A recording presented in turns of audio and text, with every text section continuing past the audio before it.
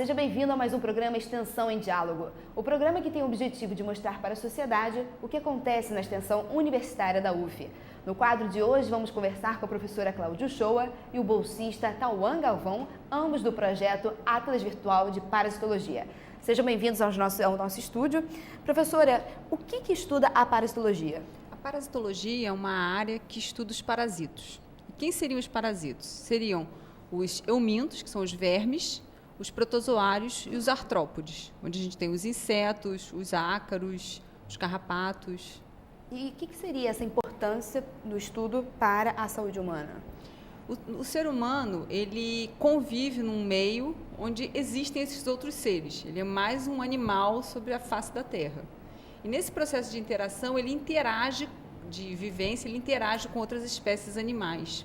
E nessa interação, algumas espécies passam a depender e a viver dentro desse hospedeiro humano ou dentro de um hospedeiro animal.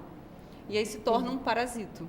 Isso é um conteúdo fácil de ser estudado? Na verdade, não é um conteúdo muito denso, porque demanda uma série de informações que a pessoa precisa deter. Ela precisa conhecer o nome do parasito, saber onde ele vive, saber como ele é adquirido, saber como ele se transmite, que condições do meio favorecem. Então, existe muita informação necessária para a compreensão da parasitologia. E de que forma esse meio digital ele pode facilitar o aprendizado desse aluno, dessa pessoa que está inserido nesse caso? O Atlas, ele surgiu inicialmente como uma ferramenta, como uma estratégia para auxiliar o nosso aluno a aprender ou a compreender e a aprender a informação relativa à prática da parasitologia. Porque quando ele fala da teoria, depois ele vai para um laboratório e vê o parasito, vê a estrutura que infecta o hospedeiro humano e o hospedeiro animal. E muitas vezes ele tem dificuldade de memorizar essas estruturas. E aí, nesse processo, a ideia foi criar um Atlas para que ele pudesse visualizar essas estruturas. Além de ajudar o nosso aluno a compreender essa parte mais prática, que depende da visualização da estrutura, o Atlas também ele tem um objetivo de atingir os profissionais que atuam em diagnóstico. Porque o objetivo é diferente dos Atlas que existem no meio digital, ele procura mostrar várias formas ou várias imagens daquela estrutura parasitária. Então, às vezes meio deformada, às vezes meio alterada, em posições diferenciadas, para possibilitar uma ferramenta auxiliar no diagnóstico em parasitologia. Mas, assim, nós estamos acostumados a pensar que sempre a parasita é ruim. Ela é sempre ruim ou não? Isso é uma teoria fictícia. Na verdade, quando se começou a se estudar parasitologia, sempre se pensava o parasito como um dano, um mal, um espírito ruim que se apossava do corpo do hospedeiro e causava sempre mal a esse hospedeiro. Hoje em dia, em estudos recentes, já tem se visto que não é verdade isso, que na verdade o parasitismo pode trazer eventual benefício ao hospedeiro. Já existem estudos que mostram que infecções por parasitas intestinais como Giardia, que é um protozoário, pode diminuir quadros de alergia, que infecções por Schistosoma mansoni, que é um euminto, também reduz quadro de alergia em crianças. Já se viu que a associação de parasitos pode gerar resistência a infecções por outros agentes. Então, na verdade, o parasito nem sempre resulta em malefício. Na verdade, ele é uma espécie que está em coevolução e coabitando um espaço. É uma evolução junta, viver junto. Tá certo. E de que forma esse aprendizado, através do meio digital, pode facilitar esse aprendizado? Em algumas formações, como por exemplo assim, na formação do biomédico, na formação do médico, na formação do médico veterinário, você tem esses profissionais atuando em diagnóstico. Então, é importante que ele pegue um material clínico de um paciente, seja ele animal ou dentre os animais o ser humano, e nesse material ele seja capaz de evidenciar ou não a presença de um agente. E esse material, ele visa te ajudar a identificar essas estruturas. Porque nós temos uma diversidade muito grande de espécies parasitárias, com uma diversidade de estruturas morfológicas, com características particulares. Então, através desse atlas, ele auxiliaria a esse trabalho profissional. Né? Entendi. Então, tirando a partir desse princípio, como é que é desenvolvido o projeto Atlas? O Atlas ele é desenvolvido lá no Instituto Biomédico, na disciplina de parasitologia. Nós temos um microscópio que nos permite fotografar, quando a gente acha em amostras clínicas ou amostras de pesquisa, uma estrutura parasitária, a gente fotografa essas imagens, e aí o Tauan trabalha essa imagem e coloca ela no ar junto com um texto esclarecendo que imagem, a que parasita ela estaria relacionada, em que material ela foi encontrada, para servir de subsídio ao profissional, ao estudante ou a pessoa curiosa que esteja olhando o material digital. Entendi. Então, a partir desse princípio, você pode explicar para a gente um pouquinho como é que é feita a construção do Atlas, Tamara? Bom, a gente utiliza com base em informações retiradas de livros, com o auxílio da Cláudia e tudo mais. A partir das imagens, a gente trabalha em cima das imagens, no caso, para botar a disponibilização das imagens no ar, junto com os textos de descrição dos parasitos, etc. e tal, entendeu? Para botar a livre acesso do público que tem acesso ao Atlas em si. E quem pode participar desse projeto? Participar, o acesso, no Exato. caso? O acesso é livre para qualquer um que tem o endereço, no caso. E não requer login no site nem nada, é aberto para qualquer público. No caso, é mais de interesse para os alunos e pesquisadores que estão em busca de informação para o diagnóstico parasitológico. Entendi. E os alunos que querem participar, como é que eles podem fazer para participar do projeto? Normalmente, no projeto, a gente tem uma solicitação, a gente faz uma reinscrição do projeto anualmente junto à Pró-Reitoria de Extensão, e quando vem bolsa para os alunos, a gente faz uma solicitação de quem teria interesse em participar. Fala sobre o projeto, o aluno vai até a sala onde a gente trabalha, mostrado como é que é o Atlas, qual é a função do bolsista, quais são as atividades que ele teoricamente fará, né, que ele terá que executar durante esse período de bolsa. E aí o aluno é avaliado pelo grupo e aí ele se insere ou não no projeto. Então, na verdade, a gente depende muito da questão da disponibilização de bolsas. A gente tem até o Leonardo, que foi um bolsista do período passado, que atualmente ele está como voluntário no projeto. E aí ele participa nos horários que ele tem disponível na construção do ato, na escolha de imagem, na seleção de texto, na escolha da melhor forma de diagramação, de colocar isso disponível para o visitante que vai estar consultando. Então, isso é discutido geralmente entre o bolsista, o orientador, com a participação dos outros pesquisadores, que normalmente agregam material. Né? Aí, além das imagens que o Atlas tem, o que mais que ele tem? O que mais que ele proporciona? Não, a proposta inicial dele não foi acrescentar outras informações, como ciclos ou informações adicionais sobre parasitos. O foco dele é o diagnóstico. Então, é trazer diversidade de imagens, porque a maior parte dos Atlas disponibilizados hoje em dia, eles trazem uma foto de cada parasito, numa condição. Somente. E a diferença é a gente trazer várias imagens, quando a gente consegue com colorações diferentes, com fases evolutivas diferentes. Então, a gente traz essa diversidade para auxiliar realmente o diagnóstico e o estudo de quem trabalha com o diagnóstico, ou esteja utilizando o diagnóstico como parte da sua formação. Entendi. Então, você pode explicar um pouquinho para a gente por que você se interessou em participar do projeto e qual foi a grande descoberta? Teve algum momento assim, olha, que diferente, como está sendo legal participar? No caso, eu entrei como substituto do Leonardo, que era o bolsista anterior, que ele é da minha turma, ele arrumou um outro projeto, aí ele me indicou para esse projeto, no caso, eu achei bastante interessante, até como conhecimento de uma nova área, né, que eu não tinha muito contato. Entendeu? E é bom porque a gente adquire outros conhecimentos, entendeu? Como eu disse, de uma área que eu não tinha muitos conhecimentos prévios, entendeu? Eu vou aprendendo bastante coisas sobre parasito, no caso. E basicamente isso, né? A professora também diagnosticou que a gente tem várias diversidades de fotos, assim, um vasto material para quem quer conhecer melhor, né? Mas, assim, também há uma descrição desses parasitas sobre aquelas fotos? Como é que é feito também? É só a imagem mesmo ou tem alguma informação para acrescentar a imagem? Na verdade, ele disponibiliza numa barra lateral o nome dos agentes, dos parasitos, e quando você clica em cima deles, ele abre uma nova página, onde ele disponibiliza a estrutura que foi evidenciada naquele material, num material. Então, por exemplo, num caso de ancilostomose, que seria aquela doença do Jeca Tatu, abordada por Monteiro Lobato. Normalmente, quando a gente faz o diagnóstico do paciente infectado, você encontra ovos em material fecal, em fezes. Então, é colocado que o material são fezes, aí mostra o ovo que é evidenciado e vem a descrição dessa estrutura, que é um ovo arredondado, ovalado, de casca fina, com material no interior. E aí, o que vai mostrar? Que dependendo do tempo de evolução desse material, digamos, se você coletou o material, o cocô hoje, as fezes hoje, e levou ao laboratório, esse ovo vai estar num estado de evolução. Certo. Se você deixar para levar daqui a uma semana, esse ovo vai ter se modificado. Então, você vai ter uma evolução dessa larva dentro do ovo. Então, a gente põe a foto do ovo sem evolução da larva, do ovo com a evolução da larva, acrescentando medida desse ovo e a descrição desse ovo. Informações como sintomatologia, alterações do paciente, ou manifestações clínicas, melhor dizendo,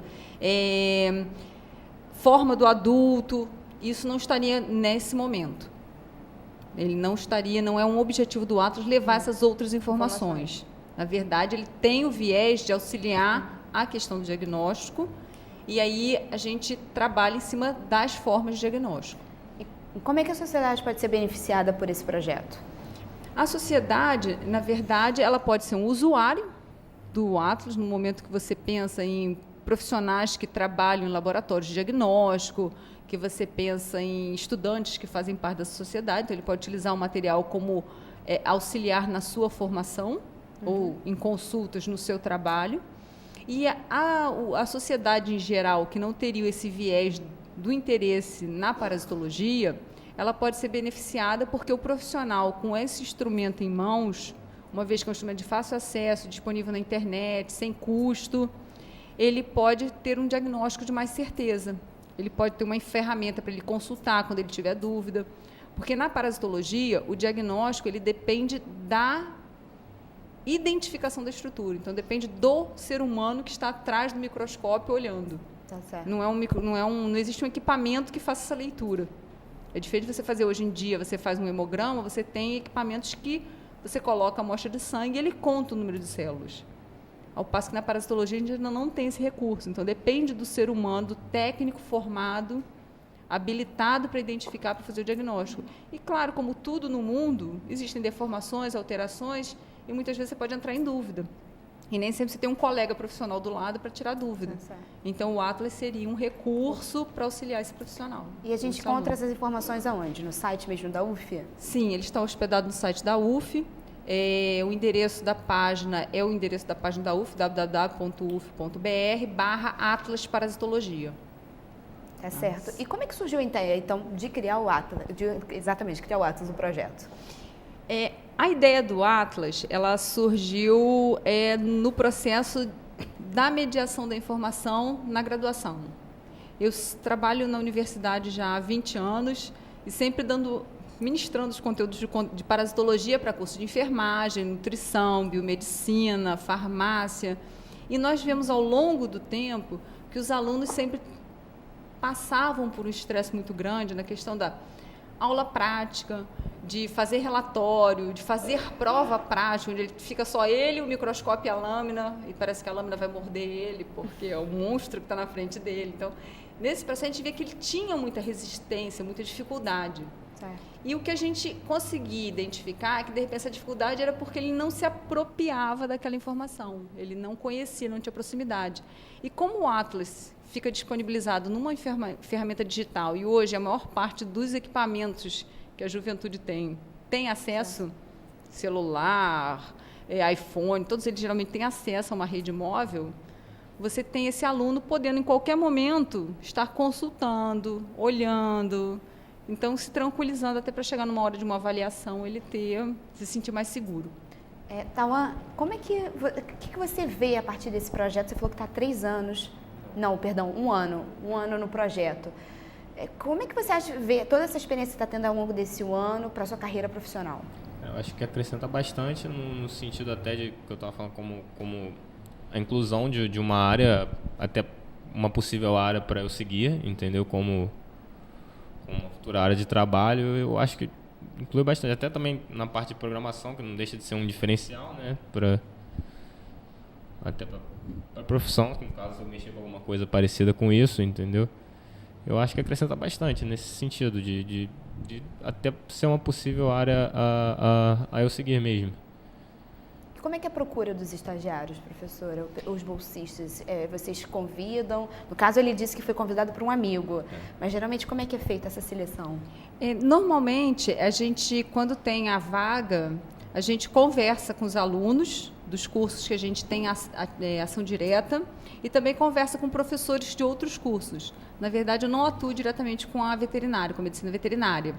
E o Leonardo, tanto o Daniel quanto o Leonardo, foram os 2 primeiros bolsistas que implementaram o Atlas, eles são alunos também de medicina veterinária, foram indicados por um professor de medicina veterinária que os identificou dentro da turma e me apresentou falando, são alunos interessados, são alunos que demonstram ter curiosidade sobre conhecimentos diferentes. E aí a gente sentou, aí, mediante essa apresentação de um professor ou de demanda espontânea, a gente senta, conversa, vê se ele tem interesse, fala quais são as atribuições, o que ele vai precisar, se ele vai precisar ter conhecimentos de informática. Normalmente é passado para esse aluno o programa que é trabalhado, onde o Atlas é construído. O professor, que é o professor Ismar, também é um professor da universidade que trabalha também dentro da extensão, o Ismar Araújo. Ele normalmente orienta esses primeiros passos dentro do programa que constrói o Atlas, aí eu sento junto com eles, a gente começa a definir e aí o aluno começa a assumir as atribuições. Então, é um processo muito de conversa. Existem alguns alunos da biomedicina que procuram, que têm interesse em participar, e aí fica, às vezes, o grande problema que a gente encontra, às vezes, com o estudante de graduação é a disponibilidade de tempo. Ah, sim, claro. Porque, às vezes, existem cursos e existem períodos em que eles se tornam assoberbados pela quantidade de disciplina, de conteúdo que eles precisam estudar. Isso, às vezes, dificulta a participação deles. O que você pode tirar de experiência, assim, através desse projeto para o dia a dia? Alguma coisa que você possa tirar, que se tire leve? Até mesmo, assim, às vezes a gente está, assim, como eu também sou universitária, às vezes a gente está no projeto e vê que mesmo não sendo um projeto diretamente, não é no seu caso, diretamente com a área, a gente consegue acrescentar informações para outras pessoas. Alguma vez já aconteceu isso com você? Não sei, acho que pode tirar no método de disponibilizar a informação para o público, até o jeito de você proporcionar a visualização dos outros e tudo mais. Eu acho que pode ser um ponto a se colocar. Em algum momento já passou um pensamento por vocês de oferecer cursos dessa área ou não? A gente tem pensado em oferecer até uma disciplina optativa para o curso de biomedicina na parte de diagnóstico parasitológico.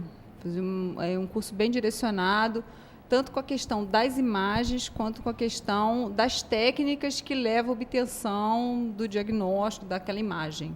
Então, isso tem sido pensado, mas como uma disciplina optativa. Um curso, de repente, de extensão, um curso para fora, a gente ainda não pensou, não teve essa ideia, não surgiu, talvez, a demanda que gerasse essa movimentação. Pois é, uma disciplina já deve ter gerado um burburinho assim, entre os alunos, né? Os alunos até falam, a gente pensou em aproveitar até uma disciplina que já existe, porque, na verdade, existe toda uma tramitação dentro da universidade para a criação de uma disciplina. Então, a gente tem que ter toda essa organização prévia, que demora cerca de uns 3, 4 meses de montagem antes de apresentar, ser aprovado. Então, a gente poder começar a oferecer os cursos e começar a efetivamente existir a disciplina. Né? Existe uma tramitação dentro da universidade. Há um número vamos supor, de imagens que você já tem ao longo desse tempo do projeto? No site, a gente deve ter umas quase 100 imagens disponibilizadas.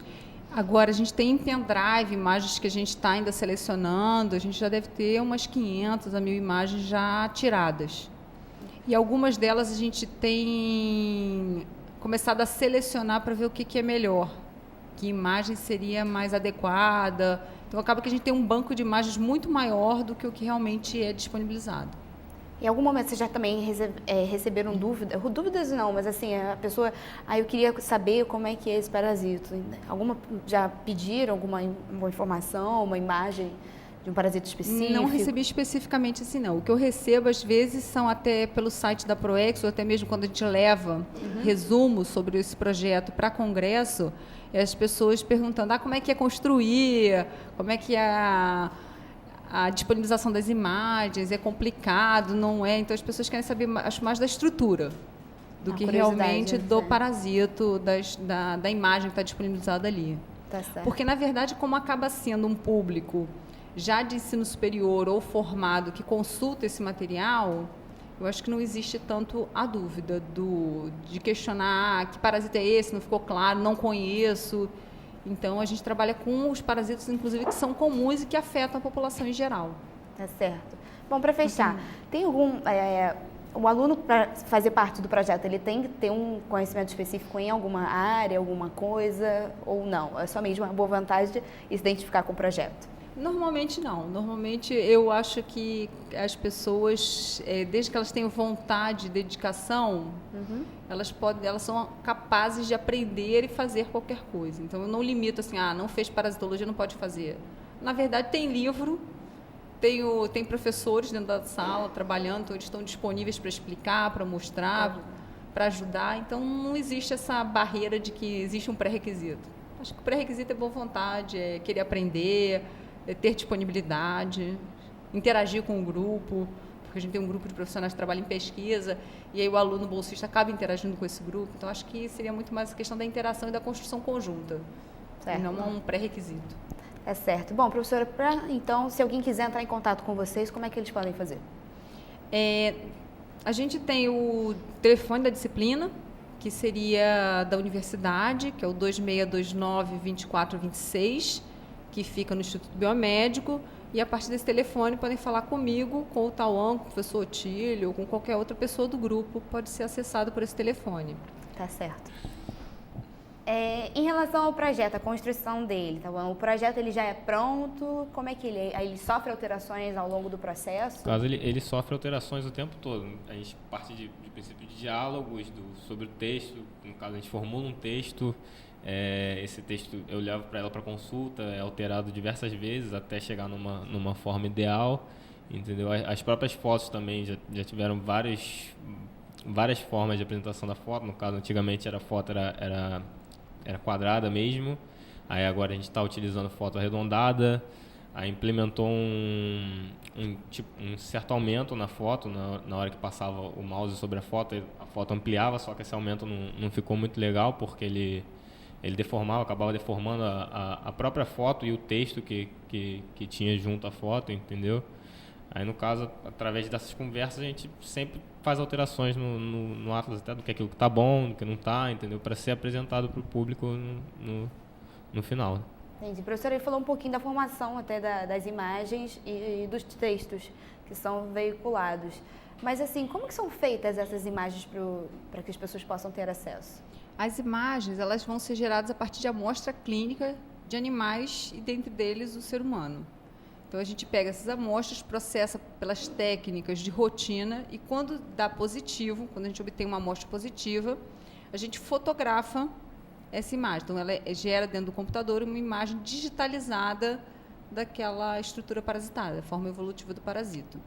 E, a partir dessa imagem que a gente tem dentro do computador, então, ela é trabalhada, e foi uma discussão do grupo que a gente trabalhava, como o Tauan disse, com a imagem em formato retangular ou quadrado.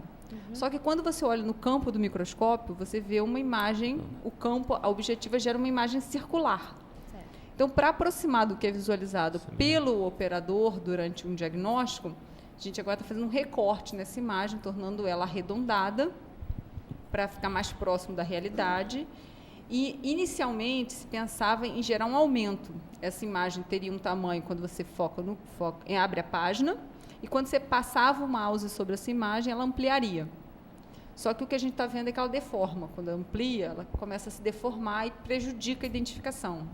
Então, a gente está nesse processo de reescolha de que ferramenta a gente vai utilizar e como vai ficar essa definitiva. Porque, hoje em dia, se você entrar lá agora, você vai ver que elas estão ampliando as imagens quando passa o mouse. E a gente está pensando em modificar agora Pelo menos no próximo mês, a gente está pensando em modificar já esse formato. Ah, sim, sempre aproximando mais para o real, né? Como você Aproximando disse. mais para o real. O recorte da fotografia e a qualidade. Bom, tá certo. Exatamente. Muito obrigada pela participação de vocês. A gente fica por aqui e até o próximo.